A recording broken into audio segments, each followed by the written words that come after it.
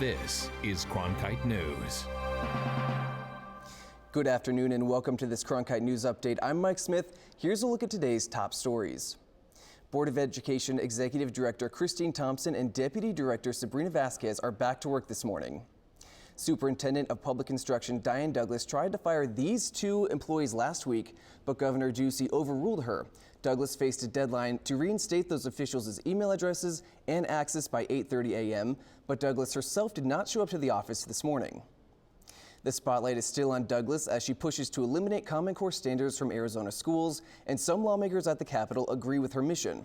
Currently, there are 4 bills that would affect standardized testing and the implementation of Common Core standards moving through the legislature.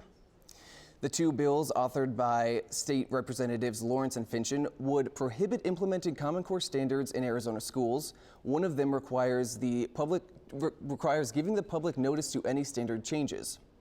The other bill, HB 2392, would eliminate all standardized testing to be made in Arizona.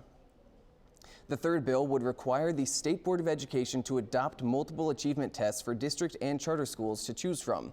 The bill does require the tests to be nationally recognized, like the PSAT, Advanced Placement Exams, and Stanford Achievement Tests.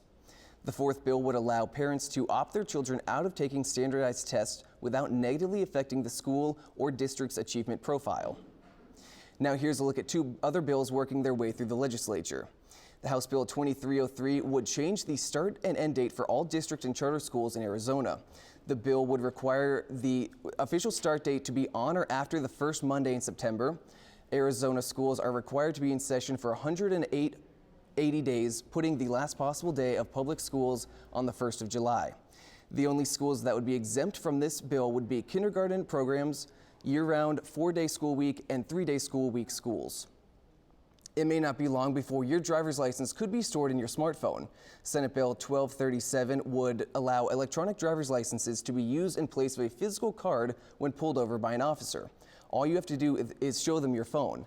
The law would not allow officers to further browse the phone after seeing the license, except to see the insurance card, which is already allowed in electronic form here in Arizona.